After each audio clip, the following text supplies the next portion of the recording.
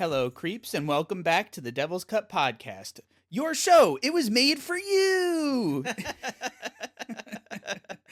I'm Matt Young, currently turning into a snail, and here with me, as always, is my best friend and co-host, just a floating head balloon coming right into my doorway, Eric Rossi. This was my show. It's made for me. Yeah, that's funny. How we doing today, Eric? Good. It's early. It's fucking early. Is this the earliest episode we've ever recorded? Has to be. There's no way we've recorded. There's no way we've gotten up at 9 o'clock to record before. So forgive us if we're a little groggy or loopy. Or loop. Yeah. And you know what? Kind of a sweet spot for the episode too, because there's a lot of weird stuff going on today. Today, we are talking about Junji Ito. Now, you might have heard us sort of preview this last week, at the end of the podcast. So I want to preface this. This is about a foreign creator. Foreign media, but that you have to listen. You have to. You didn't listen to our favorite foreign horror movies one. But you simply must listen to this one because you're going to want to know about this stuff. It's so good and so fucked up and just weird. And it's everything we like. So if you're listening to this show and you like the stuff we like, why wouldn't you like this? Yeah, it would be really weird for you to be like, nah, I don't want to. It'd be crazy for you to listen to a show where people recommend you stuff that you hate all the time.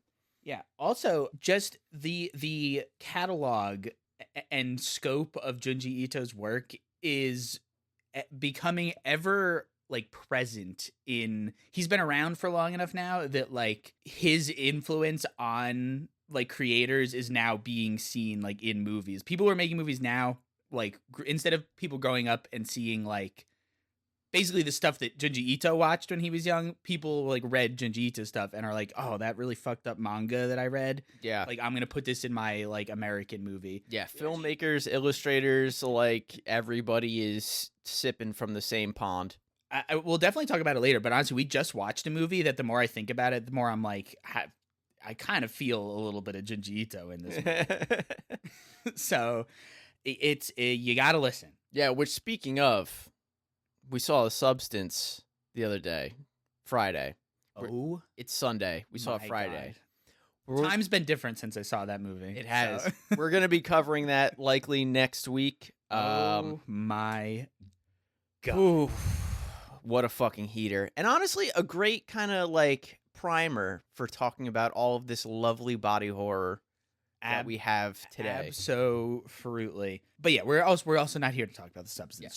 Just a little foreshadowing, just a little taste.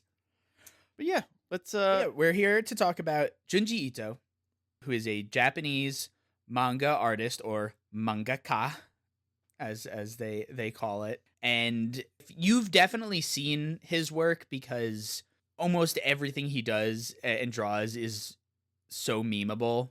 Yes. You've definitely seen memes out there. Yeah, if you haven't seen his work directly his horror stuff, you've seen some of his other things that have been turned into internet language. Even his horror stuff, there was a meme going around for a while of the Gyo story with the shark coming through the door, So I mean, even his horror stuff we've seen, referenced here and there and used in memes. So you've seen his work most likely, but we're here to familiarize you even more with it. And if you're listening and you're familiar with him, then just strap in and listen to us talk about some of our favorite stories of his, and also maybe learn a little bit more about his early life and how he became all this weird fucked up artist.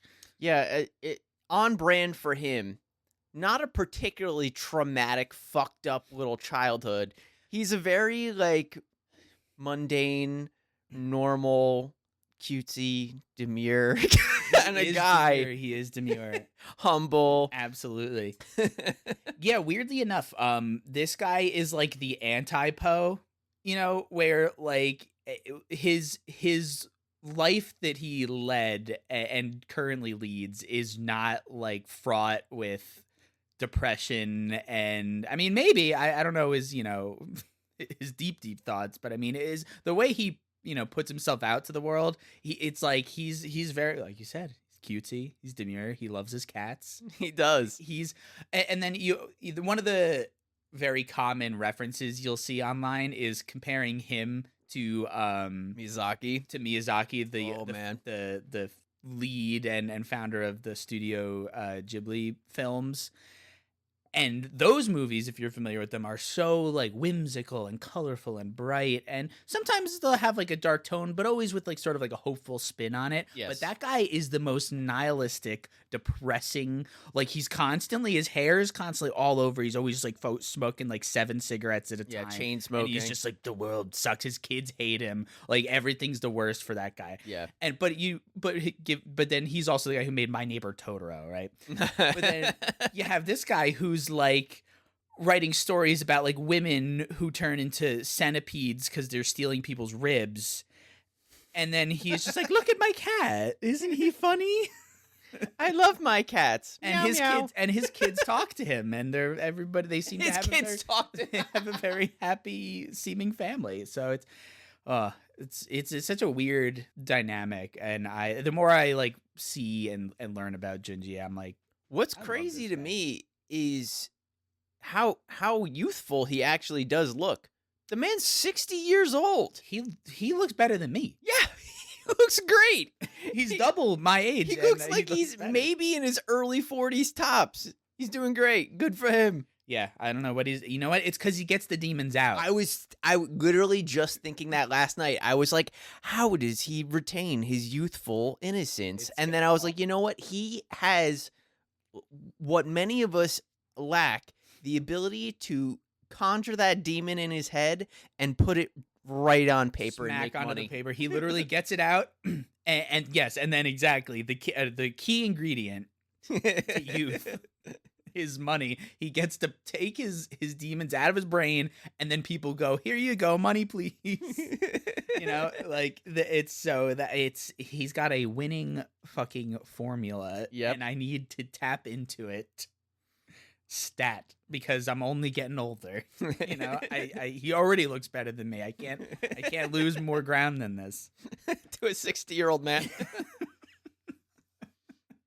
But yeah, so for this episode, we're kind of gonna go over the life and times of Junji Ito, and in a briefing, and then we'll kind of get into some of his stories that we have here. I have a wealth of physical media of his. Mm-hmm. And I assigned Matt to do some homework, and I have a couple stories of my own that I want to highlight and make sure people are reading, because they are just fucked up and beautiful and you need to know. Perfect. Yeah, you did assign me some homework, some stories that I hadn't read before, but I am quite familiar with his work. And I figure before we go right into his like history, do you want to like just give a little preamble about like why you like what about his work that you like so much? I mean, we've already kind of said some things, but more specifically, like what about it specifically to Eric? So I got really into him probably 2012, I think, is when I first saw his stuff, but it wasn't until maybe like 2015 that I was like, you know what, I need to read everything. Like, yeah. I just kind of caught the bug, and I was like, I just need to see all of it. I was at a point in my life where I was like trying to get back into reading more comics and stuff, and I wanted to find more horror specific stuff. But so much of like Western horror comics are like kind of either super antiquated or like super gratuitous in a way that makes it like not scary. Like, it's difficult to capture like the dread and the real like terror that I was looking for. Yeah, I think back when you were at that time, specifically like American horror comics, like one of the big ones at that time was like that Crossed comic that was just like nothing but like rape and horse sticks and stuff. And it was just like not interested. Not interested. And it was also that was also back at the time when Junji Ito's stuff hadn't really like permeated Western culture as much, and there was also sort of a mystique and to it, because you would only find like bits of his comics like posted on like Imgur or Reddit or something, so it was also kind of like creepypasta. Yeah, it was fun because it was like, oh, okay, I have to go like it. I like the chase when it comes to media. I enjoy like hunting down stuff. I like really sifting through things to find like the hidden gems out there. So when I really started getting into his stuff and I was like reading it on either my phone or my iPad, because like I hadn't seen the like collected versions of his stuff yet, and I would just stay up hours and hours and hours like into the night just reading on my phone, digging through the internet. Oh my god. And it's great. It's some of the most creative and fucked up art that is available to anyone in this day and age, because it's not just like, oh, wouldn't it be fucked up if they got killed? Wouldn't it be fucked up if a monster was here? It's like it starts with some of the most mundane, humdrum, run-of-the-mill kind of shit that takes a hard left into insane, fucked up cosmic body horror, and then another hard right into just the most haunting and like dread-inducing storytelling that you can put to page. Yeah, he is kind of like if like Slender Man was made up by like someone who could actually write and also draw really good, I'm totally with you. I learned about him pretty much around the same time. I mean, I think a lot of people started to, right? Yeah. Thank you, internet. And he's just, for me, he's just a master of horror. I mean, there's no way you could not say he isn't. No. There's no way I like triple negative to myself. He's a master of horror. Just you can't deny. You can't take it. You believe it. Naruto's been like Naruto running through our brains lately. Man. He's been in there. This is also a fun episode for us because as comic book artists, we don't cover too many comics in this show, because we know they're not that. They're not the thing right now. But as comic book artists, it's fun to do this episode and actually be able to like look at the media with like an eye of like, we know this is what we're professionals we know actually what we're talking about for sure this time. And just his art is so gorgeous and like you said, haunting and beautiful and horrific. Like he's got such like this dainty little art style, and then just does it absolutely. He turns it so disgusting. And his like pen and ink work is, for me, somebody who is much more like stylized, and I don't do a lot of like little cross hatching and like the finer detail stuff. I'm kind of like more broad stroke. Also a big color guy. Me too. Yes. I work almost exclusively in color, and I let my final like renderings kind of like pull the piece together.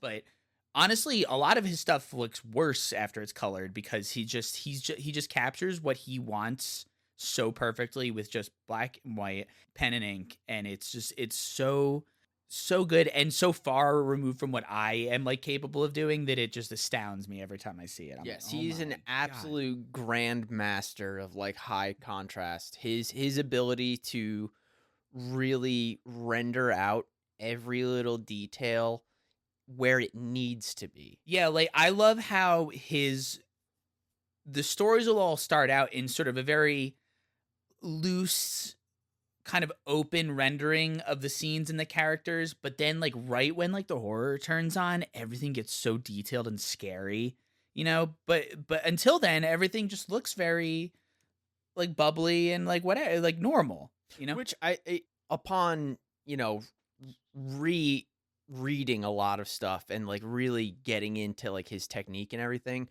I was really impressed by specifically that, like the way that his pacing works, like, because it mirrors how people react to scary stuff in their daily life too. Like, you ever have a moment where you're like, you become terrified out of something and it's like all of the background stuff disappears, and the only thing you can see is that thing that is scaring the shit out of you. Mm-hmm. And it works in his books the same way, where it's like, okay, some of the stuff can just kind of fade into the background because the only thing you're focusing on is this fucking duck that has 10,000 eyes and sharp teeth, and it's coming to eat your legs.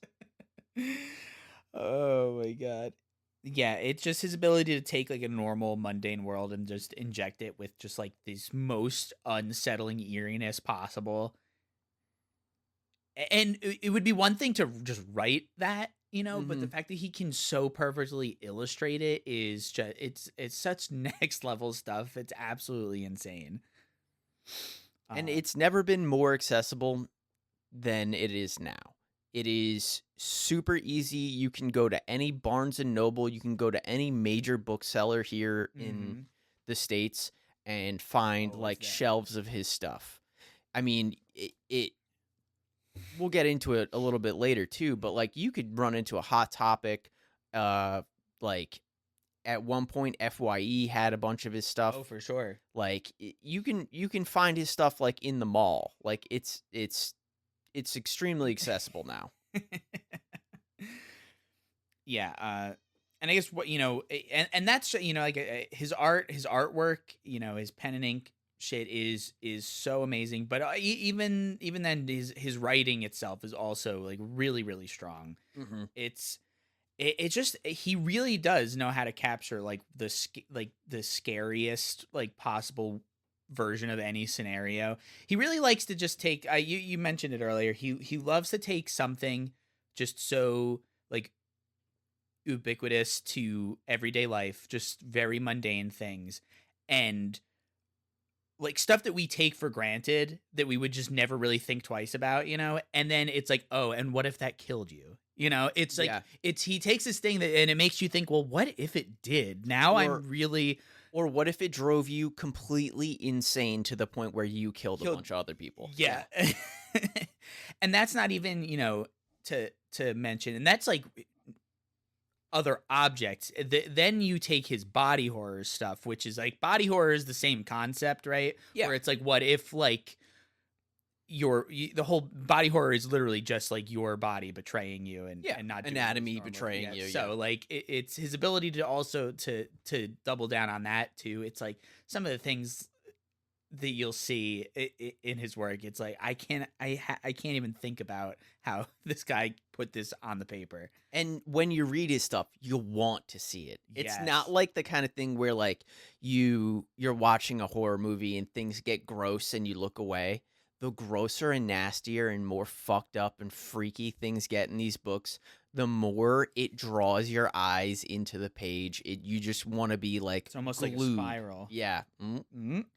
Yeah, no, it's true. But he does it because he does it so masterfully with his narrative storytelling, because it's always like every time there's gonna be a big fucking like scary or crazy looking thing, the page before it always ends with like some character being like, what the fuck is that? And you're like, I don't know, I have to flip the page to find out. Yes, like, his pacing is masterfully accomplished through that turn of the page style of like narrative art, where you're drawing everybody into this scene, you're setting this huge atmosphere, and then right before you show everybody what the fuck it is that we're supposed to be, freaked out about, you're gonna show me 3 or 4 characters who are scared out of their fucking minds, and then I have to I gotta see what they're looking at. The man knows how to cliffhang, man. He really does. But yeah, I mean, so let's get into the his little backstory. I know we both done a little bit of research on him. Yes, it's not the complete history of Junji Ito, but it's a little brief just to kind of show you where he came from, what he did, where he's going. So Junji Ito was born on July 31st in 1963 in Sakashita, Japan. Mm-hmm. He cites his early love of horror was spurred on by his 2 older sisters, introducing him to horror stories of the Japanese icons Umezu and Give Me, Give me some grace here. Yeah, I've never said these names. We're not gonna pronounce any of the Japanese stuff correct, so just don't. Shinichi Koga. You did it. That's I did perfect. it. That's his name. That's his name. His sisters were like super into these like little horror stories in these magazines, and they were, really into apparently torturing him with fear as a kid. So yes, they spurred on his early love of fear. And then it kind of hooked him. Yeah. And he would like actually ask for them to get him more. Yeah. Which I feel like many young horror fans have a similar situation where like totally. Someone older is like, hey, here's this fucked up thing. And they're like, uh-oh, I love it. I need more. Yes. Yeah. I mean, it for sure happened to me. He was a very imaginative child who found horror in the mundane things that we all grow out of and take for granted as adults. Mm-hmm. But that really sticks with him. Those types of little things that you find creepy as a kid kind of festered and grew into something really fucked up in his head. Growing up in the 1960s, he had limited access to media, but would create alternate endings to like manga and comics that he read through as a desire to complete storylines and creative little exercise for himself. Yeah, he used to finish like he only had like one volume of the Kazuo Umezu works that his sisters got him, and so yeah, he literally like just like copied like the art style and like came up with an ending for the story to satisfy himself, which I'm like, that's like, and again, he's like not even 10. Yeah, and he's doing this stuff. I think it's really funny though. It's relatable in some ways. Like I remember when I was like a little kid and I was really like drawing a lot. I wouldn't make up my own endings, but I would go like, okay, like what about this property do I like? Like let me extract all the elements I enjoy and kind of like mishmash them up and create my own little thing. So I think it's really funny that like someone who's like, man, I can't get this last issue. I'll just write my own last issue. Alongside the influx of international horrors like the British Hammer horror films and giallos like Suspiria, he would find himself gravitating towards these moody, macabre classic movies like Dracula and Frankenstein, and later in life, writers like H.P. Lovecraft. He also found inspiration from a specific Japanese style of storytelling called rakugo, which is a kind of single narrator stage show where they sit the entire time on this like elevated platform and they tell the story using like minimal props like little hand fans and like I guess like I'd never paper. Yeah, I'm familiar with like the visual. Yeah. At least.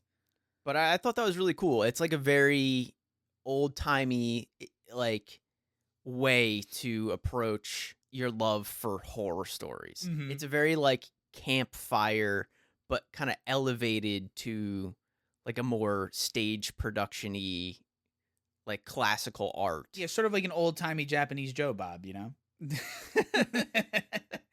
Yeah, he definitely. I have an interviews that I read from Grape Japan was the name of the publication. But yeah, just to mirror what you were saying, when the interviewer Ben Kay asked him, like, did you also watch horror movies when you were growing up? He said, yes, when I was very young, I watched Dracula and Frankenstein when they showed it on TV. I lived in the countryside. Yeah, the place where he grew up was like a extremely rural part of Japan. So it's not like he grew up like smack in the middle of Tokyo or anything. He often aspired to be like, he wanted to move to Tokyo. Wanted to be a city boy. Wanted to be a big little Junji in the big city. That's what he wanted. But he lived in a very like rural area. He said, I lived in the countryside where there were no movie theaters nearby, so I could only see movies on TV. In the 70s, when the occult boom began, I saw The Exorcist on TV as well. So I watched many occult films, also films like Dario Argento's Suspiria, for example. So yeah, he was like watching a weird collection of stuff, which, you know, feels on brand. It makes sense that. Yeah, I mean, in the mid, I would say in the mid to late 60s, when I'm sure he was really watching a lot more of it. And then in the early 70s, You've seen the fucking old movies that I show you guys all the time. They're crazy as fuck. They get weird, dude. Like most creative people, he was on track to enter the workforce in a completely unrelated field as a dental assistant.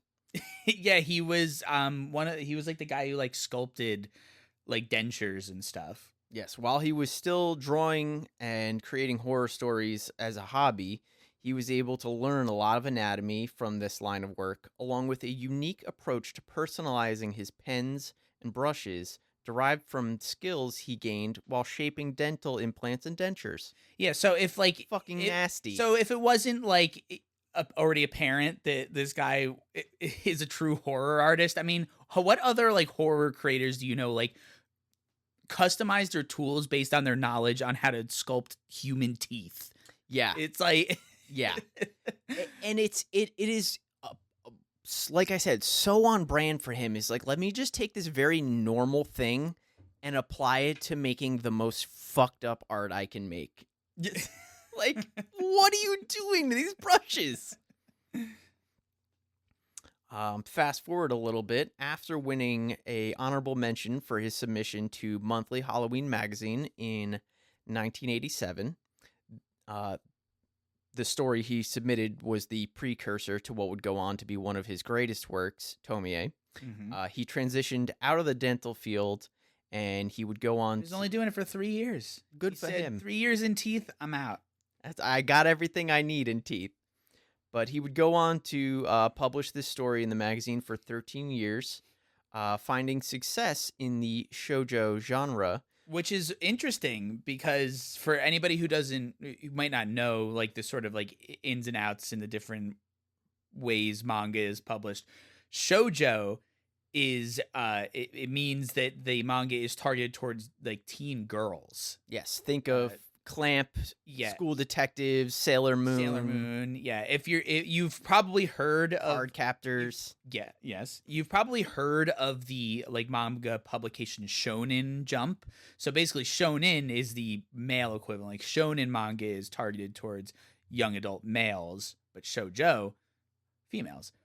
Which is interesting because I mean not that I'd say his work is particularly like geared towards one gender or another, but I would say, though, if you look at, say, like a more shonen style versus his style, mm-hmm. and then you look at a shoujo style versus his style, it is definitely more in line, but it's kind of one of those things where, like, if you put it next to Sailor Moon, you're like, okay, I can see how these are both marketed towards girls. Totally. And then you can really, like, if you look at his line work, you're like, oh, wait a minute, this isn't like a little fun romance story. Like, this guy is going to draw something fucking weird. Yeah, but I will say, you know, you're totally right. If you look at like what the typical like common stylistic like language of shoujo art is, I mean, Junji Ito definitely falls in there. Like his his line weight is very light. Sort of like one pass kind of line work. The characters they have very delicate features. They're very lithe. Yeah, lithe. You can tell by the hands. The hands, very like skinny and feminine. Yeah. Not a lot of like crazy hard angles and like action lines and stuff. Yeah, there's no JoJo characters. There's no big sweeping sort of like animated poses. Everything's very like grounded and you know, so everyone's very realistically depicted too. That's what I like. Is that like it's not like you have there's no like you know big muscle bound and Goku's floating around. But after finding success, Goku could beat Spiral. But could he beat Goku? But could Uzumaki beat Goku? I think he could. Probably. But after finding success in Monthly Halloween, his next big break comes a few years later with Uzumaki. Now cited as one of his masterpieces, Uzumaki is the story of a town plagued by a spiral curse. He approached this story by subverting the spiral iconography of the art form The spiral is a symbol usually associated with like positivity and cuteness. Yeah, I mean, think it's like spirals, or like if a character gets bonked on the head silly, his eyes go spiral. It's like rosy cheeks are often like depicted as, it's literally on noodles, you know, like it's funny. Yes. He would spend his time studying the spirals. Like he literally lived the dad from Uzumaki, especially the movie. Yeah, that was just Junji Ito's life for like however long he was like. I think like a year or two at least. He was just like obsessively drawing spirals. He was eating spiral foods. He would drain the water out of tubs and sinks to watch the spiral like shape that would appear in the water. The dude raised snails just to look at their fucking shells develop. What that is. Out of all of the weird shit he did for that book, the raising snails is so just so beyond the fucking pale. I'm a snail dad. I have to get home and feed my snails. Oh no, my snails. What a beautiful spiral this one. Just imagining you texting me like, yo, I gotta stay at work late. Can you feed the snails? Can you take the snails out for a walk? They're getting bored. They need their greens. They need their exercise. You go put them on a leaf real quick. But this story would go on to find international acclaim in 2003 after being nominated for one of the most prestigious awards in comics, the Eisner. Yeah. It didn't win the Eisner. It didn't win, but it was nominated. But he will go on to win the Eisner Award with Frankenstein. This, like many of his other works, will go on to have multiple adaptations into anime, live action, movies, TV, and video games. And one of the things we did in preparation for this episode was watch the Uzumaki movie, because we sure did. We're doing really this whole episode because a new anime adaptation of Uzumaki is coming to Adult Swim on the 28th, which is September, the day after this episode releases. If you're listening to this on release day, it's out tomorrow. Be excited. At 12:30 on Adult Swim. Mm-hmm. With an extensive near 40-year career making some of the most fucked up images you could conjure, he cemented his name as one of the greatest horror illustrators of all time. Not to mention his success here in the West, the internet has practically made him a household name for horror and manga fans alike. While he believes his wheelhouse is in the short story form, he's gone on to competently produce many long-form narratives, as well as adapt classical stories such as Frankenstein and Snow White. Yeah. I haven't read the Snow White, but I'm very excited to.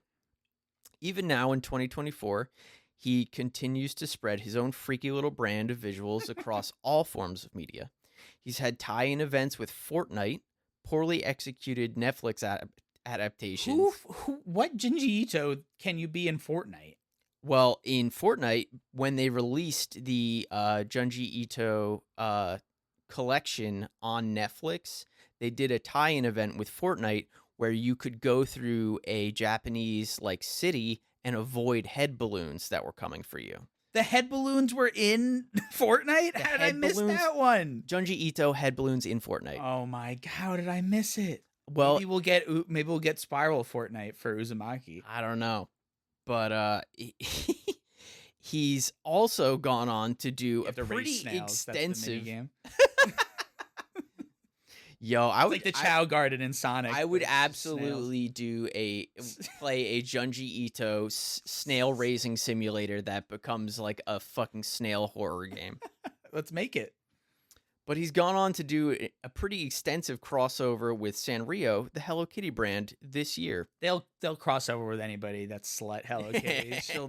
She'll dress up really as whoever you cute. want. I've seen a lot of the stuff. It's really nice. If it's anything like the crossover they did with The Ring, then I'm sure I'll love it. Because it's really the perfect crossover because Tomie is 100% a Hello Kitty girl. Absolutely. But yeah, he's still making books right here in front of us. We have two of his latest. We have The Liminal Zone and Censor. Censor, a crazy fucking story involving psychic women and volcanic hair, which I didn't know was a fucking thing. I just let that one wash over me before. You're gonna have to, when we get to talking about certain ones, you're gonna have to tell me what volcanic hair is. Yeah, well, I've never even heard that fucking term. It's cool. But honestly, it makes sense that he would write something about volcanic hair because you've never heard of it. I've never heard of it. Never heard of that. That's what he loves. He loves to take something that's literally so mundane you've never even heard of it. Like it's so just it's there. And guess what? It's gonna scare you now. Now you're gonna be hyper aware of it. Yeah.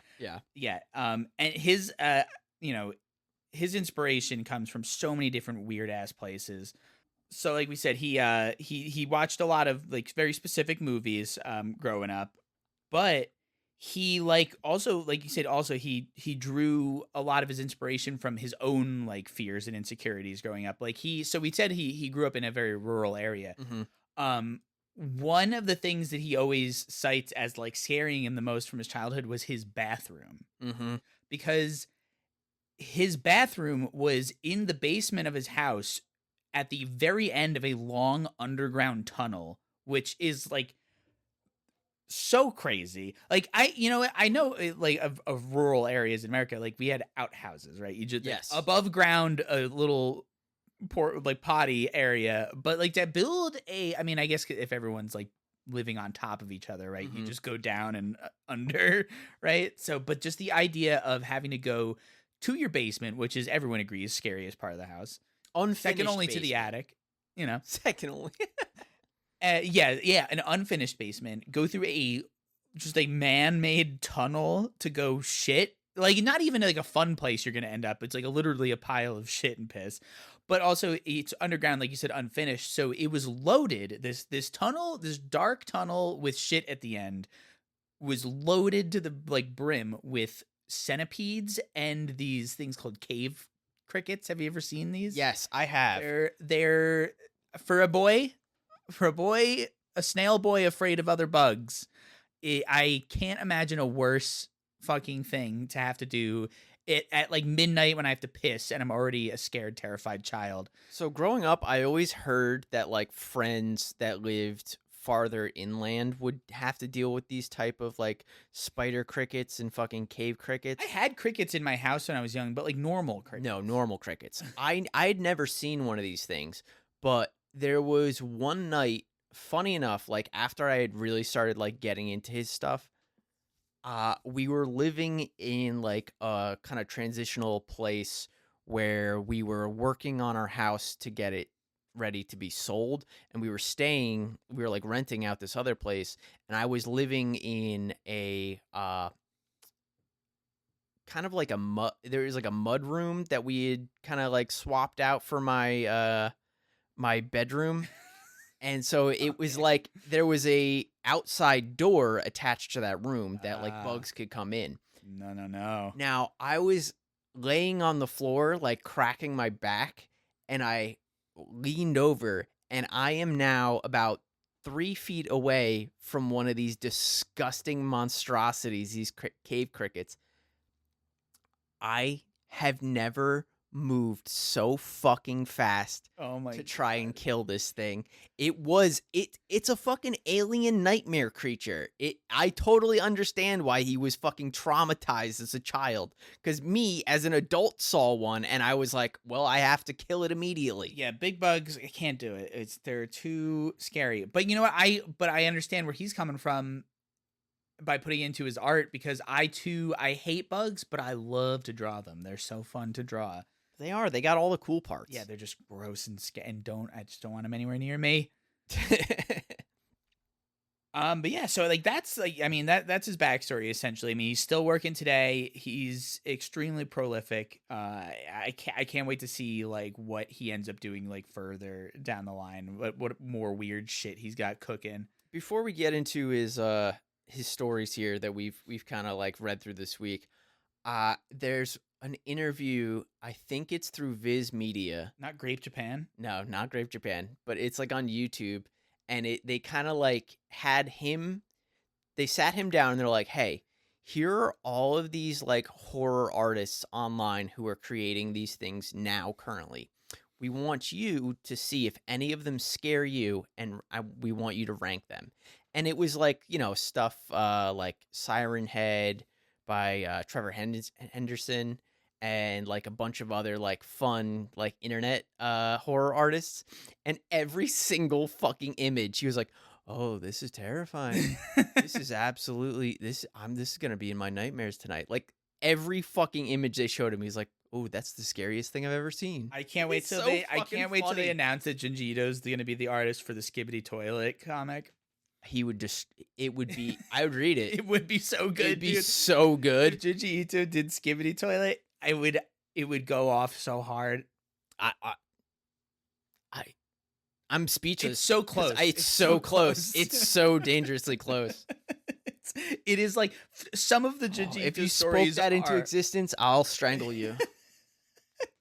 Listen, well, I'm pretty positive we'll see Skibidi Toilet in Dead by Daylight before Junji Ito is doing an adaptation of it. All right. Oh. All right, so let's talk about some of these stories. So I set you up here with... Yeah, also, I figured we can just talk about, obviously, the ones you specifically set up, but, there's other ones, too, that definitely have to be mentioned, because I think there's some... Absolutely. Also, a weird thing about the way he writes his stories, he does it kind of backwards from most writers, because he literally, like, he's quoted as saying, like, I think of something cool and scary first, and then I'll build the scary story around it. And he's like, if I do it the other way, it doesn't work. I have to do it this backwards way, where I think of the scary thing, and everything else just kind of comes from there.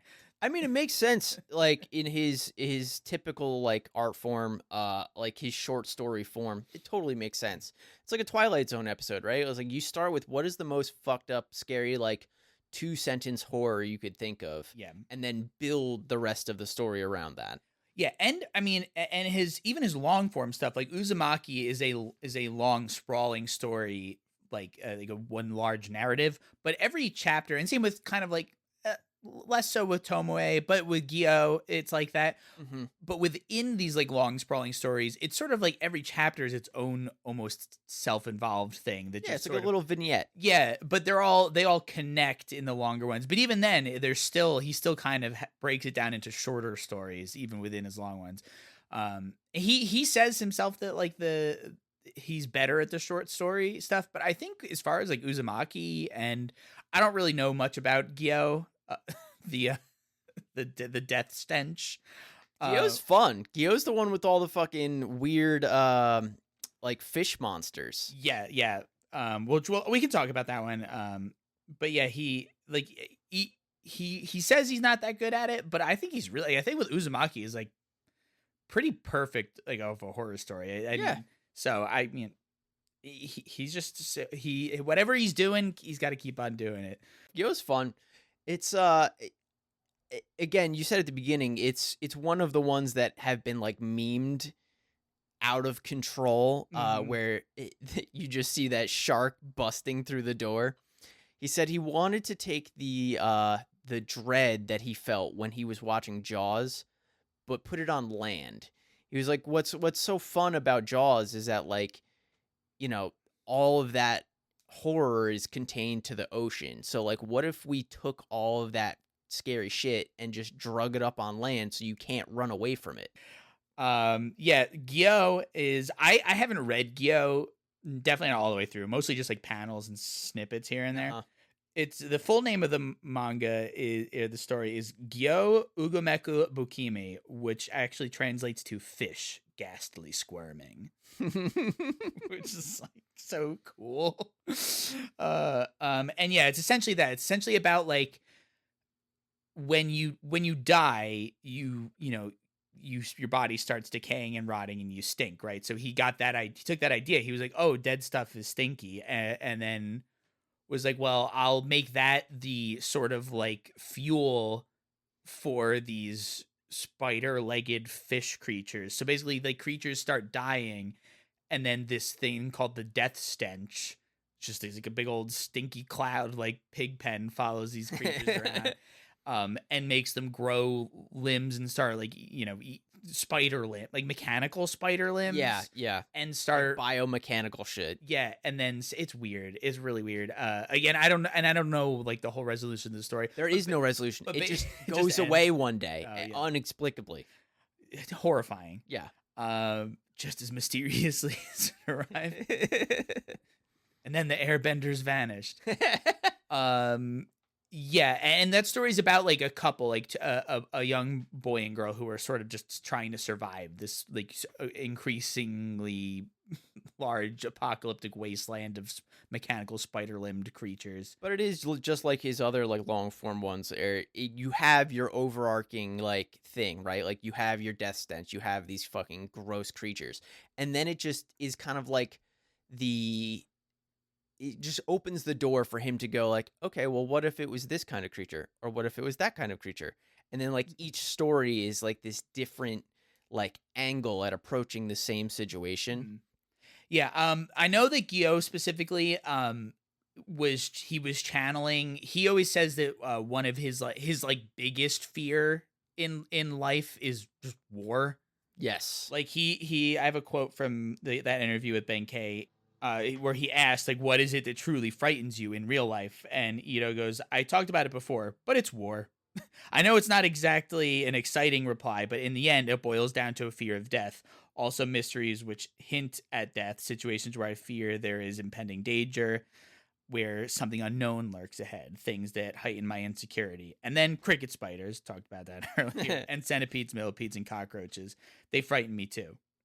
But basically he says he was always afraid of war. His parents were born during the war, so he grew up with them telling him like actual war stories. And so he grew up like afraid of having to go to war. He was afraid when he was going to grow up that he would be drafted to go fight in a war.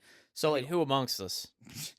So he grew up with very like anti-war sentiments, obviously. And so I know Gyo like was channeling a lot of that, sort of like generational trauma of where war death literally comes to your house and breaks open your door and goes, "You're coming with me." Yes, exactly. So Gyo's pretty fucked up, but also I think it's a little more whimsical because it's like they tend to all be some sort of creature-y feature, but that one's like, I mean, it's like sharks and yeah. Like, there's like a part where like a guy falls into a pool of like minnows, and like the little minnows even have like spider. Everybody's got legs. Everyone's got these spider legs, so it's like it's a little more fun, I think, in quotes with the fun. Unfortunately, like most of his like most successful like manga work, it was poorly adapted into a anime called Gyo Fish Attack, which delivers a lot of the same visuals but to a significantly diminished impact. I would say Fish Attack. I'm trying to think. We have the Uzumaki live action. There's like multiple Netflix adaptations of his work. There's the Junji Ito collection and Junji Ito Japanese Tales of the Macabre, which is slightly better, but like when they go to do these adaptations, they really lose a lot of like the mood and the impact and like the powerful visuals that like his art can really put forth. Yeah, I have yet to see a like translation onto screen that really captures it. I mean, just the way he does it, it's just so perfect and exactly what his vision is. That's why I'm excited for the new Uzumaki show, because it is like stylized to look like if you go and see the trailers, it like the show looks like moving like pen and ink work. Mm-hmm. It like looks almost exactly. The whole show's in black and white, I think, with like little splashes of color, maybe. No color. No, Zero. Not even a little red anywhere? None. Okay, well, perfect. So it's like, yeah, it's just straight up like black and gray stuff, and it just looks. There's lots of like little hatch work and stuff, and it just like it looks like you ripped it straight from like the page and made it move, and that's like I feel like the only way you can do it. Absolutely. We'll talk a little bit more about it towards the end of the episode, but that whole production has been a nightmare of its own, apparently. Yeah, so fingers crossed for that one. As for some more of his other work, I think we should go back to the beginning with Tomie because it's also the freshest in my mind because I just read it like the whole book yesterday. So I went through all of my books and I wrote down specific like, hey, read this chapter, read this chapter, read this chapter, and I gave Matt a whole bunch of homework. And if anyone's ever seen it, the Viz Media collected Tomie book is a fucking tome. It's a like a Bible of fucking horror stories. And I just kind of expected him to like take the little pieces that I gave him, and I found him yesterday and he's like, yeah, I'm reading the whole book. I literally couldn't stop myself because after every Tomie chapter, I'm like, I gotta see what this bitch does next. It's so on theme. I gotta see what the bitch does next, man. She's something else. She's serving, man. She's serving. She is the original serving cunt, Tomie. I'd argue she's also the original brat. Yeah. It's funny too because Tomie is actually inspired by this part isn't funny, but you know, he had a classmate die when he was very young, and the funny thing is that it's like he was a male classmate, and then Tomie, based on this whole experience he created as a decidedly like female experience like commentary. Yeah, he had a classmate die and he like thought to himself like he was so shocked by it, like the idea of somebody like so young and you know full of life like being there 1 second and then just all of a sudden gone.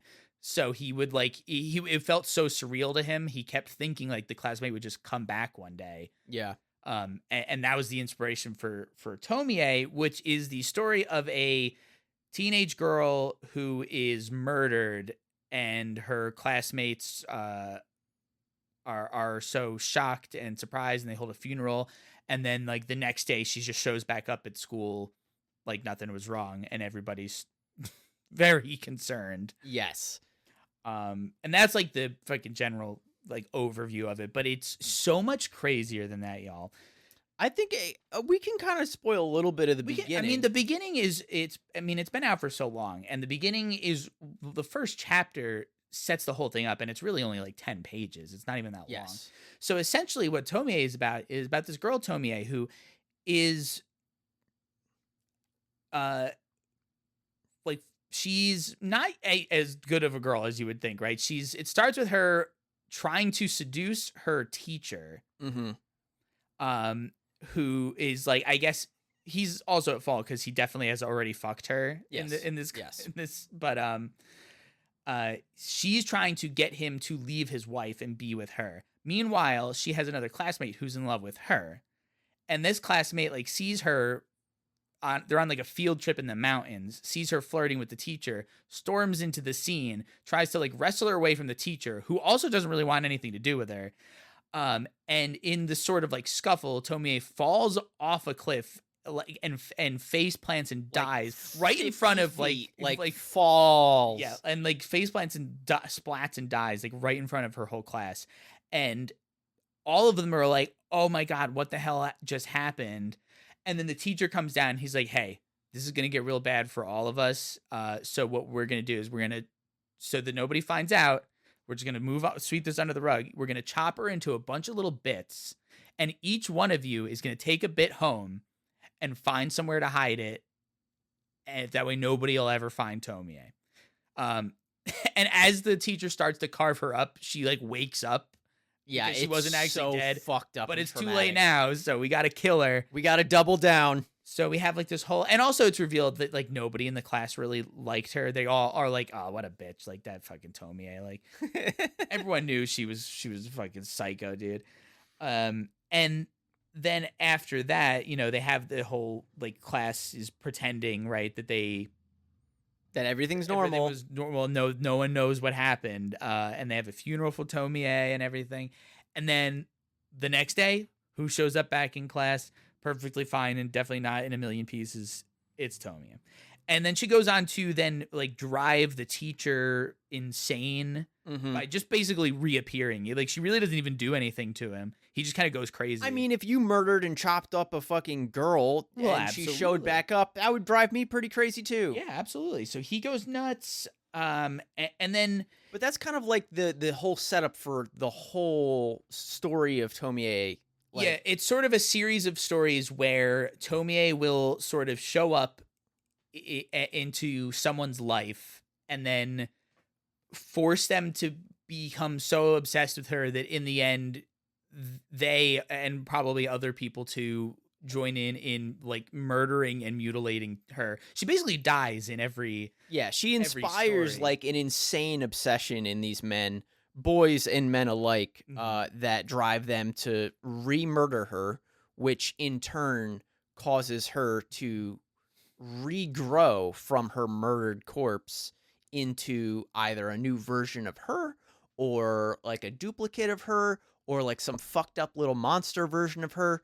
And it's this just kind of like the overarching setup for like the entire book, because each next chapter is about a different part or a different version of her that grew from the original and then went out into the world to fuck it up. Yeah, for sure. It's actually like what it is.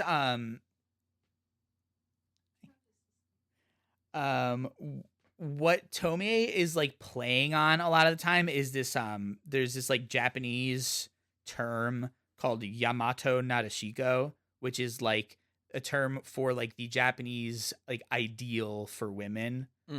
And for a long time, you know, you've seen like sort of there was like a sort of style to it, like very trying to get like really pale skin, like the long straight black hair, like there's like very specific like version of like femininity that for a long time it's I'm sure different now. I can't really speak to Japanese culture, especially modern, but like that's what it was for like a long time. And so Tomie kind of is also very, it's a behavior thing too, like very like quiet and polite and like a fun like low volume laugh, you know. There's like a way you had to behave, and like Tomie kind of like fits the look, and then it like she turns it on its head by being like this very like domineering, even before she died, right? Like, this very like not proper like domineering like take charge kind of like girl who is the reason why a lot of like women, especially Japanese women, like end up kind of like looking up to Tomie and like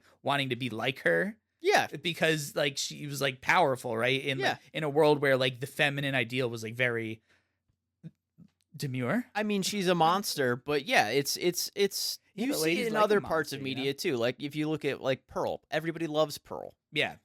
And Pearl is very similar, you know, in that character type where she's like, well, I might be, you know, a girl in a time where girls don't have power, but I'm going to take charge and I'm going to be the one who controls my destiny. Unfortunately, Tomie controls her destiny to be murdered constantly, but... Yeah, in that interview with Ben K from Grape Japan, Ben K said, I'd like to ask you about your works now, one of the most famous series, as well as your debut work is Tomie. Was there any inspiration for Tomie in real life? A model, for example? Ito said, well, immortality, never dying, is something I think everyone longs for. At some point, we all wish we could be immortal, but Tomie lives her life completely as she wishes. She's haughty, yet she captivates men. I imagine women have this desire to act like a princess. They envy Tomie's freedom. That's what I think. So, you know. But yeah, like, sorry. I thought you had something else. No, that's it. But yeah, I this was the one that I got first because I knew it was like part of his work that I was most interested in. I loved the idea that he had this like freaky little girl who just kept coming back and she's always so mean. She's always a little bitch. Funny. There's one story where we're like a little kid. The story is like here's the story of a happy little family that loved each other, and it's like it opens up and there's like this little kid just walking on the beach and he finds like a tide pool, but it's all red. And it's because it's like a tide pool that one of the bits of Tomie got tossed in, and she's like regrown herself, and she just kind of goes like beep, and like pops up above the water, and she's like, oh hey kid, you're, and he's like, whoa, and she's all sliced up and cut up and stuff. But basically, like she just starts treating him. She's like, oh, you're so nice, you're like my son, I love you so much. Come here, let me kiss you. And then like she forces this kid to be so obsessed with her that like he then thinks that she's his real mom. And and he ends up like committing murder and doing all this stuff. And then he's like, "Mom, I'm back." And she goes, "No, I'm not your mom, you dumb little idiot." And then it like shatters his mind. And then the story ends with it being like, and then the kid grew up to commit multiple felonies and he was put to death in jail. And it's like all because she was like a little like just so mean to him. Yeah. Like, you know, that's kind of why I love her. Is She's just negged him into murder. Yeah, she's so mean. She's always showing up, just being absolutely rude, dude. I am a big fan of the one which I think it's either like the second or third where in the book where they find like a piece of her, and this guy is like, this doctor becomes like obsessed with her, so he like puts her head like in this tank under the hospital, and she like regrows into like a full-fledged girl, and he's just like, oh fuck. No, that one's actually one of my favorite ones because it's part of like a two-parter. Yeah, because in the first one it's like about this girl who's in the hospital, and she has like this kidney disease and she needs a kidney transplant.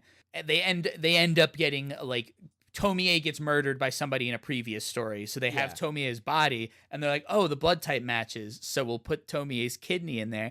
And then they're like, then she wakes up like after surgery. She's like, I feel better, but I'm so full. And she's got this fucking like pregnant belly. Yep. And they go to do like like a X-ray or CAT scan of her. And they look, and her kidney has started like growing limbs, and Tomoe's head has formed within the girl's stomach, and they like it's so scary, so gross, and so gross. But then that they take the head from the stomach and put it in a jar, and it grows a new Tomoe. But like they also take the kidney out, and there's such a funny shot in the issue you're talking about where the kidney just has these little feet and hands, and it's like it's like, it looks like a like the mascot for like a can of beans or something. It looks so funny. And there's just so many good countless Tomoe stories, and it ran for so long and was like so popular for 13 years. It's so long. There's so many stories. There's also 9 live action Japanese Tomoe movies, and from what I understand, they're all bad. Well, apparently they kind of turn it less into like a body horror, like scary story, and more of just like a cautionary teen tale. Boo. It's like boo. But I just also like I wanted to read the titles for the Tomoe movies before we move on to other stuff, because I think some of them are really funny. So you have, starting in 1998 and ending in 2011 was the most recent one, you have Tomoe, Another Face, Tomoe Replay. Okay. Tomoe Rebirth. Oh boy. Tomoe Forbidden. Tomoe The Beginning. Tomoe Revenge. Tomoe versus Tomoe. Okay, we're doing a versus. Versus herself. I would read that. And then, well, you have to watch it. And then Tomoe Unlimited was the two. But Tomoe versus Tomoe. It's so funny. That's like fucking Sadako versus versus The Grudge. Yeah, whatever that one was. So funny. But yeah, it's one of those stories that have produced some of his like most prolific and iconic images. Like it was all over Tumblr when Tumblr was huge, and even now, like I still come across like Tomoe like on a nearly weekly basis on Twitter. So it's so good. It's so creepy. And man, but she really is. I love her. I want like Tomoe like merchandise. Oh, it's out there. We can get. I want the so Hello much Kitty crossover stuff. Let's see. An interesting and different take on the female experience that I love is Mimi's ghost stories. Did you get to look at any of these? No. So this has one of my most favorite works of his. They're all these very short, like one chapter. It's kind of like same thing, anthology style, where the overarching is this young girl named Mimi is constantly moving because every place she moves to, some new weird fucked up thing happens. And she's like, well, I gotta fucking move. I can't stay here any longer. This is fucking terrifying. And so she's constantly moving to these new places and encountering these like horrific fucking things. And some of them are a little funnier than others. But the two that really stick out in my mind are there's one where she moves to this apartment that is right next to a graveyard. And she has this big, like, open kind of like big window on the backside that faces the graveyard. And she's constantly telling her friends, like, yeah, like, this apartment's great. It's beautiful. It's in a great spot. But, like, I feel like I'm being watched at night. At nighttime, I always feel like I have all of these eyes all over me. Like, that, like, I'm, I have an audience out there. It's very freaky. It's scary. So she decides to stay up at night and see, like, if there's someone out there, because she hears all these weird noises. And in the morning, all of these like graves are like rotated. So like headstones aren't the same in Japan as they are here. They're usually these very tall kind of objects, which are not like anchored. Oh, okay. They're like specifically set so that they're like weighted on the bottom so that they can't get like blown over and stuff by the wind, but they're very heavy. They're like these obelisks almost. And she meets one of her neighbors who's like this like aspiring bodybuilder guy, and she stays up all night one night trying to see what happens out there. And she finds out that her neighbor is being possessed by these ghosts in the graveyard, and he goes out into the graveyard and lifts and rotates all of the headstones so that they can watch the people in the apartments. So you have this fucking freaky, muscular dude out there in the Junji Ito style who's got completely white eyes because he's possessed by these ghosts. And then, like, you get all these really cool images of, like, these multiple faces showing up on the tombstones. Mm-hmm. And it's just, that's one of the more humorous ones just because of the visuals. Yeah. But then you contrast it with this one where she moves into this, like, second-story apartment that in this, like, crumbling complex. And her neighbor is this woman who's always, like, got a big hat that like covers the top of her head. Is this the springy stilts slate thing? Okay, so she wears this long black dress. I didn't know this was part of gloves. A sort of like. Oh yeah, it's part of a like compilation, and this is it. It's one of my most favorite like images that he's made, because through this girl's kind of spying on her neighbor, she pokes a hole in the wall, and she's able to see that her neighbor has like these erector set like extendo metallic limbs, and it freaks her the fuck out and she screams, and the neighbor I'm looking at it now, her arm in through the hole and tries to get her with this like metal thing. And then it's one of the most, I think, dreadful fucking things, because you have this scenario where like the danger is on the other side of the room and it can't get to you, but then as soon as she realizes that Mimi is spying on her, she runs outside, and Mimi sticks her head out the window to see where she's running to. And it's this terrifying like profile shot of the lady standing with her extended metal legs right next to Mimi's window.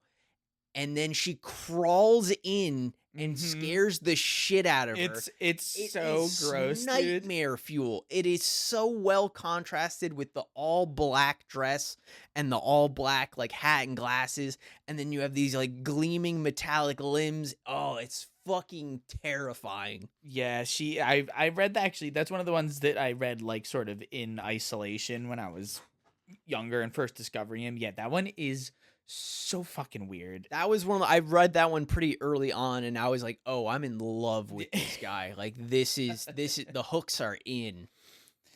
Another really good one is the hanging balloons or the hanging blimps. Yes, one of his most famous. One of the ones he considers his best. Yeah. And that one is like, that one's about like a really popular Japanese pop star commits suicide, and then that like causes and this is actually like a real documented thing. Like anytime there's like a big celebrity death in Japan, like suicide rates just go wild. Yeah, freaky. Yeah, and so the story's like, then like suicide rates start to skyrocket in Japan, and then it's about like this girl who's like one day she wakes up and there's like a giant balloon of her own head. Like imagine your own head turned into a balloon and then inflated to be extremely large, and instead of like a little string on the end, a noose is tied to it, and the balloon just kind of follows you around and tries to get to you constantly. It tries to hang you. Sort of just menaces you outside of your window until you come outside, and then when they get you, yes, they hang you and then just kind of float around with this big balloon of your head floats around with your body dangling on the end. And if you try to like pop the balloon, then you deflate. Yeah, if you try and shoot the balloon, your head explodes. It's disgusting. You turn into the Capri Sun commercial. Yeah. Girl. Who also is living in our lives very comfortably. We reference her all the time too. That one's, I wouldn't say it's the most disgusting visually. Not disgusting, but it is scary as fuck. Yeah, because it becomes a like a pandemic. Like it's not like it's one girl. It's like everybody in Japan is there's these balloons are all over the place. Like people can't leave buildings because these balloons will get them and hang them, and it's just it's like a zombie apocalypse story, but so much worse and weirder. And they talk to you, they try to get you outside. They're like the vampire. Did you ever read I Am Legend? No, the book I Am Legend, not the Will movie. Smith one is so not it. In the book, in the movie they're like zombies. Yeah. But in the book, I Am Legend, he's dealing with vampires. Like the whole thing is whole world is turned into vampires, and he's like one of the only people left. As far as he knows, he's the only one. Mm-hmm. And he goes out during the day, and he's making a radius around his house where like he'll go to every place, like every home and everything, and he'll find the vampires in it, and he'll stake them during the day. And then when it's like nighttime, he'll go home. But at night, the vampires all know where he lives, and they'll like come to his window, and like the women will like flash their tits and like rub him on the windows, try to get him to come out. Like his friends will come over and be like, "Hey man, just come outside. Like, come on, just get over. It'll be fun." Mm-hmm. So it's like every night, like people are like at his window trying to get him to come outside. And like that's like this reminds me of that so much, because I'm like, what a terrifying thing. Just like you can't even rest because like this thing is like talking to you. And it's not just at nighttime, it's all the time. All people are like bunkered into their houses, and they have like the windows boarded up because they're like, I can't watch my wife float by on a balloon again. Yeah, it's, and you know, and it just like I Am Legend does not have a very happy ending, that story. No, frequently that's what I love about a lot of his stories, is that like they're bleak. There's a good balance between like the stories of, and then I blacked out and I woke up and nobody ever talked about it ever again, and everything went back to normal, versus and then the main character gets turned into a fucking monstrosity and eaten, or the main character murders his whole family and then buries himself up to his eyes. Another very terrifying one, and another one that he considers his favorite, and it might be my favorite, is The Enigma of Amigara Fault. Yes, hugely popular. Also, probably one that your most listeners are most likely to have read or seen, because this was like the most memed one of all time, because it's if you've ever seen, I mean, I literally made the joke at the beginning of the episode, it's the one like, this is my hole, it was made for me, and it's like a guy and he's clambering into hanging on the side of like a mountainside, and there's like a hole in the rock that's like vaguely people shaped, you know, and that's essentially what that's about. The story's about like a mountain pass that like people have discovered is full of holes. Yeah, there's like an earthquake and it like cracks open the side of this mountain. Yeah, and it's the side of the mountain is full of holes that are like shaped like people's silhouettes, right? Like people. And people all over Japan are suddenly, now that this crack has opened, they're like aware. They're like, oh, the fault's like open. There's a hole there, and I know one of them is the exact shape for me specifically. I have to go and check it out. Like, people are like magically drawn to this mountain where they're convinced that there's a hole there that is just made for them. It was made for me. And yeah, people go there and they like go into the holes and like never come out. And everyone's just kind of chill with it. They're like, yeah, you know, it's your hole. You go in, that's it. You know, but then like there's one girl who's like terrified of the idea, and like her and this guy are like trying to solve this mystery. But it's like, you know, I won't give too much away, but the end of it is just so like horrifying, because it's like what happens. He shows you what happens when you go through the hole, and it's not great. It's so scary. What's cool about him is that like so much of his stuff is short story, that when it was collected by Viz Media, they kind of broke it down into a bunch of different like little anthologies. So we have Smashed, Shiver, what's this one I have here? Love Sickness. The Frankenstein one. You have we have Shoichi one. The Shoichi one's kind of funny. That's like one of his more popular characters. He's not my particular favorite because it's really just like a fucked up little weirdo kid. Just a weird kid. I would feel He's like the kid with like the nails in his teeth, right? I feel like Soichi is like the child version of what people expect Junji Ito to have been like. Yeah. And he couldn't have been less like him. But yeah, he's this little freaky kid who's obsessed with death and blood, and he's always sticking nails up in his gums so that he can have pointy teeth so he can suck your blood out. Yeah. It's fun. But he doesn't like but he's not like Tomui, you know, who's like killing. Like, he's just a little freak. He's just a little gremlin just running around being a little weirdo.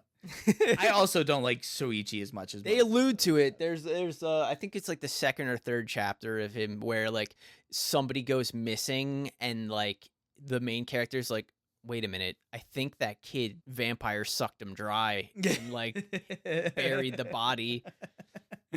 Another really good one, I think it's called like The Long Dream.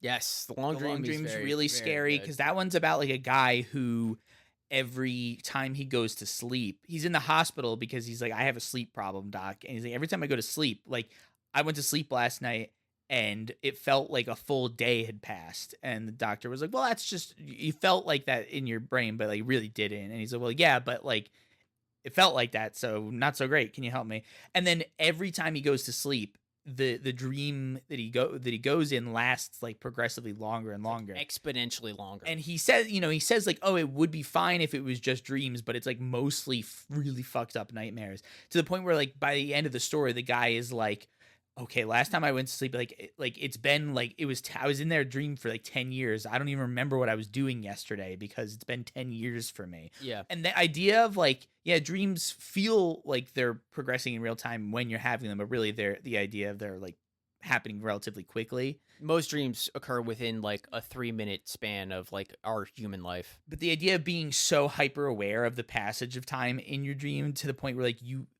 can't remember what you were doing in real life because 10 years has passed is like so horrifying. And then like the character who's having these nightmares, the doctors like can't help him, and then he like his body starts to change and become like mutated. His body is starting to deteriorate the way it would as if he was experiencing that passage of time over. Well, more, it's like worse than that. He becomes like a big like bulbous headed gross monster. It's so weird. But that idea is so terrifying to me. And then you have like Uzumaki, you know, which is his like, I think his biggest work, like his big deal work. So it's had a movie. There's a show coming out. He says it's also, again, he's like, I think I did it right with Uzumaki, the big sprawling story. Mm-hmm. And it's just, so Uzumaki means spiral in Japanese. It's basically what it translates to. And again, we talked about earlier, he came up obsessed with the idea of like taking something that usually is cute and fun, and then, you know, taking it and basically like see like what would it be like to watch like a town be driven, like a whole town be driven to madness because of the like oppressive nature of this, just a regular thing being everywhere. Because throughout this story, you really do realize how often spirals are like a very natural like, yeah thing. But then you get into the territory of like, well, spirals can also mean like infinity, and like there's like the Fibonacci sequence is a spiral, and that's like a weird cosmic horror thing. Mm-hmm. So like it makes sense, and there's so many good different, like, again, there's Uzumaki is like an overarching story following like this one girl who it is just like starts with like it, like her what is her friend's dad, right? This is like the first guy, but basically she's exposed to this idea that like something spirals are doing something funky, and it's making people act weird. I'm the only one at first that notices it, and it's sort of watching her try to like get the town to like recognize it, and like her trying to avoid like spirals kind of coming close to killing her, but not really until later. Yeah. And then so it starts off pretty like as secluded events, and then it all comes like Lovecraftian nightmarescape crashing down. It's horrifying at the end, but like so many fun little things, like you said, where it's like stuff you didn't realize spirals are everywhere. Like the dad at the beginning becomes obsessed with like swirling his soup and like get until it makes a spiral, or like he starts there's the snail kid, right? Like a little, like this teenage kid is like slowly morphing into a snail, like it's so a snail gross. shell's growing out of his back. He just comes to school and he's just so slimy. And they did such a funny job with it in the live action one that we watched, because it's just sad. The kid looks sad to be on set. Yeah. He's just so greasy. Covered in KY. He's just so... Ooh, you know what? Speaking of slimy, I don't know if you ever read it, but there's this story he did about a family that lives over like a restaurant. And it's like, this is one of those stories that is like, again, perfectly on brand for him, because it's not even like a scary, like, oh, there's a crazy murderer out there and he's killing people. It's just this gross like horror manifested from like a normal average thing that gets overblown. So it's about this girl and her family who live above this restaurant, and the grease from the restaurant seeps into like every aspect of their life. Themselves are just greasier people because of it. The food that they consume is greasier. Their house is saturated with this cooking grease, and like it's just some of the nastiest fucking imagery you could think of.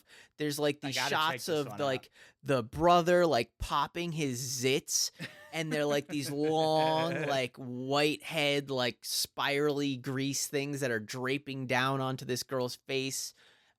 It's just I'm getting like choked up. I know you hate the body fluid so stuff, gross. dude. It doesn't bother me at all. But yeah, it's great. You know what one really got me? It was the Tomoe story, where her hair is like, because like that's not to get back into Tomoe too much, but like every time you chop even like a little bit of Tomoe off, like another one, that'll be a new Tomoe. And yeah, there's like one where her hair follicles like attached to like a girl's face, and they're like all over her, and then they start growing inward and like cut her brain into pieces. It's like hair stuff. To stay on the trend of heads, there's a story called Ancestral Heads, which is another one of my absolute favorites, about this girl. She has a crush on a guy, and he's kind of like bringing her to his house to meet his dad. And she's never been to the house, and he's like, hey, like, you know, just my house is a little weird, like, just to give you a heads up. And she's like, oh, you know, it's whatever, no big deal. And eventually, when she gets to see this dad, it's this disgusting image of a man laying on the ground, you know, like in a traditional like Japanese like kind of floor bed situation, and out of his head is this long chain of scalps attached in a way that look like this gigantic centipede. And apparently him and the centipedes and the bugs, dude. It's like a tradition in this family where the head of the household detaches the top of his head, and then the next male heir has to become the next link in the chain, growing this huge, disgusting lineage of like connected scalps. It's fucking heinous. Yeah. There's so much, because I'm looking at the pages. Here you go. Of the drippy pimple goop. Just it's so solid. It's It is like toothpaste. so dude. gross. Oh my god, this is one of the most disgusting comic book pages I've ever seen. Oh man, it's so gross. It's so gross. You got any other tales you want to touch on? No, I mean, I think that's it for me. Like I said, I spent like all yesterday reading Tomoe. It's so good. And it just keeps getting more fucked up too. Like the further you go, when you think that you've seen all the forms of that girl that you can get, you're wrong. Here's a bunch more. Before we end cap on the upcoming premiere, I did want to talk about Censor real quick. Okay, yeah. Because this is a story that is like a little bit different than like his previous work. It's a little bit more cosmic horror. Like I said, it involves a bunch of like psychics, and like Japanese psychics are different. The wide range of abilities given to like the Japanese psychic. Well, don't you remember astounding. the psychic guy from the Sadako versus Grudge one? Yeah. That guy was going nuts. Dude. Yeah. But this story is about a reporter who finds this like isolated village in the mountains at the foot of this volcano, and the town is like obsessed with these volcanic hairs. So the volcano occasionally off gases like these strands. The lava becomes so like hot that it evaporates up into the air and then re-solidifies as these like super thin, skinny little volcanic hairs, and they cool on the way down, and it just drapes the entire town in these like volcanic hairs. Oh no. And the people of the town are obsessed with them. They're like, it's a blessing from our volcano god. No, it's not. It like that's like God putting hair in your food. Yeah, like that's gross. Yeah. That's disgusting. But they like replace some of their own hairs with these hairs. Apparently he loved that idea. Yeah, it's gross, but it evolves into this crazy like fucking phenomenon where this reporter is like following this cult that's obsessed with the hair, because the hair like increases their psychic powers. So this reporter just kind of like is being stalked by this cult while he's trying to find out what happened to this one psychic girl that was like birthed out of the volcano. And it's fucking bonkers. It's not like the most grotesque of all of his stories, but it's based on a really scary, weird concept. Yeah, it's fucking weird, and I hope he, continues kind of like this, like long form, like weird story, in like the future. I hope we get more of these kind of bizarre little fucked up novels of his.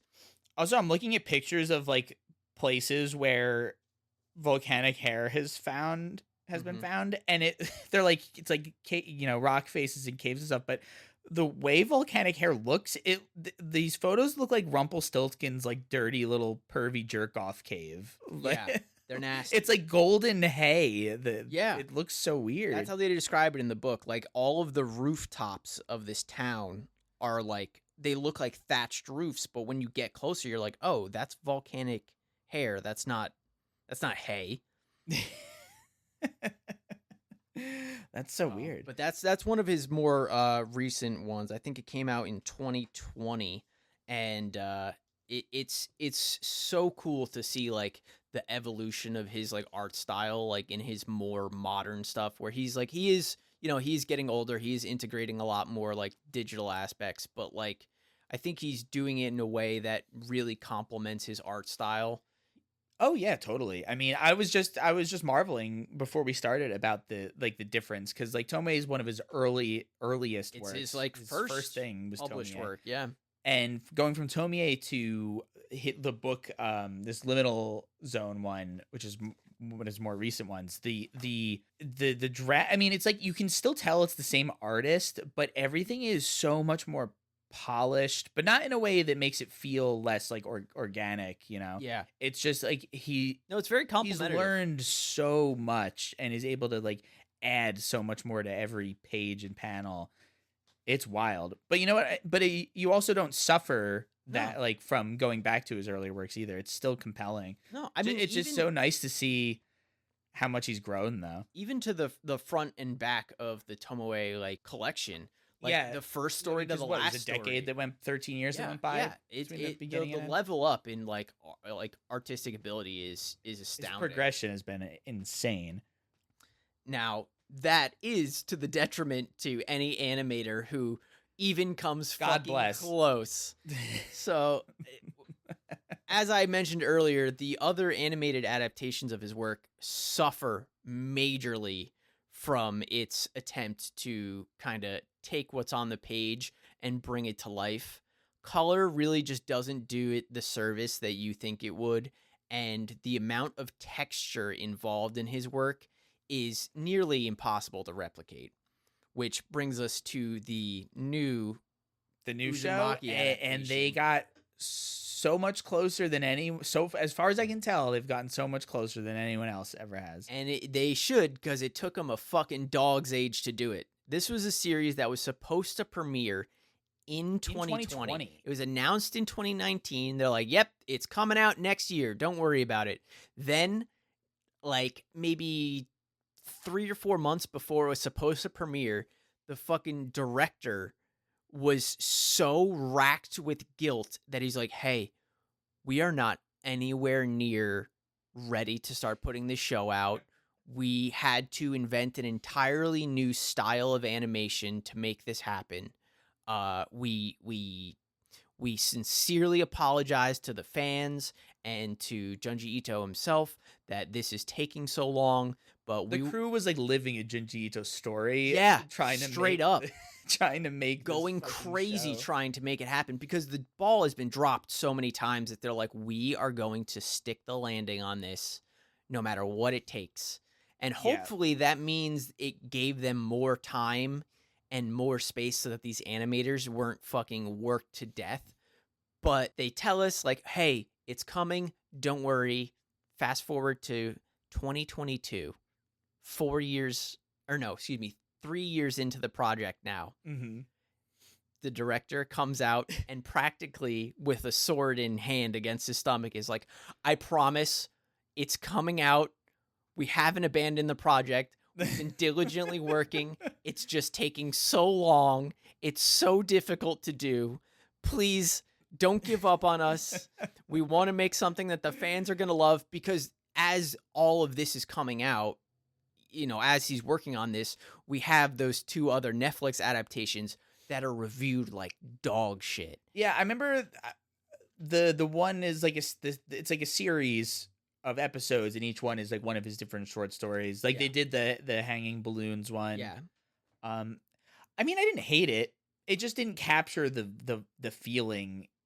No, like reading the book. I would say, but if you absolutely can't read a comic, like for one reason or another, like you just fucking can't do it, and you have to watch in motion and have the audio, like it's fine, I guess. I would say the Japanese Tales of the Macabre, which was the second adaptation, was significantly better than the Junji Ito collection that they put together, because that first one was fucking bad. It was practically like animatic style. Yes. Where it had very little actual motion.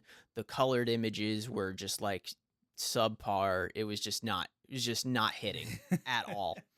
And then the next one was a little bit better, and you know, it came a little closer, but still missed the mark. I will give it to them though. Amazing anime intro. That fucking anime intro, I don't remember it. Slaps out of control. But so now we are in 2024, and next week we're gonna get to finally see this fucking absolute labor of love and devotion that is the Uzumaki anime adaptation.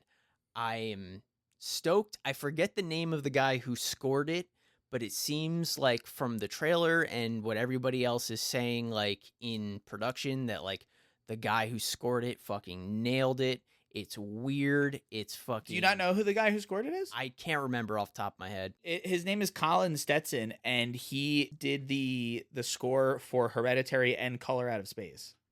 There you go. So the guy knows how to make creepy music for... They pulled in the heavy hitters for this one. But I am ecstatic. I've been waiting on this for, like I said, 4 years now.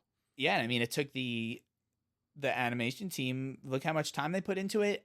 They're all just one giant flesh monster now. They can't even leave the office. They were there for so long. They've all conglomerated into one big fucking nasty body horror together. But they get to watch the premiere together, you know? So they can see all their hard work pay off. I really hope that the animators didn't go through a legitimate fucking... Well, if I know anything about animation, they probably did. They probably did. Well, we appreciate everything you've done, even if it turns out like shit. Yeah, even if it's not good. Big swings, big misses. Yeah. Let's hope they knock it out of the park, though. Yeah, fingers crossed. I have high hopes. I'm very excited, but also I'm just excited to read more. I think I'm gonna stay on this train for a little bit. Yeah, I mean, you got quite a few still here highlighted. I'm gonna stay on this train that has spider legs, and I'm gonna probably try and read through a few more of these after Tomie. Might even go back and reread Uzumaki because it's been a while for that one, and that one's so good and so varied in all the different stories. Even though it's got that central theme, there's so many weird different. There's like the Romeo and Juliet bit. There's like the lady who's getting driven mad by her spiral in her ear. There's the hair. There's always hair. Always hair. There's so many good ones in that. So yeah, I'm just really excited. But yeah, if you've never heard of him, here's your opportunity. Go find his stuff. It's more accessible now than it's ever been. And I'll tell you, just like printing wise, like you can get these for like $20. You can get some of like the nicest like printed like hardcover comics. Like the quality is out of control for $20. You get so many stories, so much good content.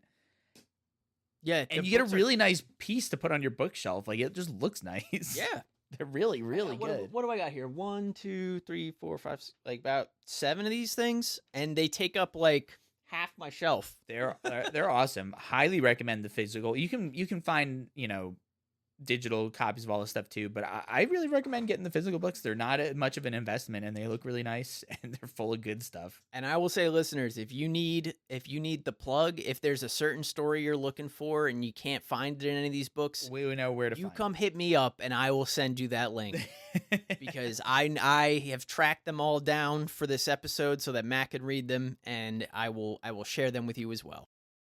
Got anything else? I think that's it. I think we've gushed pretty successfully. All over Junji just like he would want it. And as always, be sure to check out our live streams. We stream every Monday, Wednesday, Thursday on Twitch. That's twitch.tv/The Devil's Cut TV, all one word. And we're always playing fun horror games there, or we're playing games that are so hard that they're scary in their own right. I think this week in dedication to Junji Ito and looking forward to the new show, I think I'm going to play a little bit of, there's a very Junji Ito inspired horror game. Oh yeah. Called World of Horror. And I think we might play a little bit of that just to give it a look-see. Yeah, that'll be a fun one. Yeah. So go follow us on Twitch. Watch us live there. Follow us on Instagram. Follow us on Twitter. The links to everything are in the bio in the description of the episode. Go see The Substance in theaters. Definitely go see. That's what we're gonna be talking about next week, man. It's gonna be fucking green. Absolutely. It's grotesque, goopy and gross, and man, you're gonna fucking love it because we did. It was so good. Until then, though, I think that's going to be it for us. You guys keep on being the best Beelzebuds ever. And until next time, keep it real.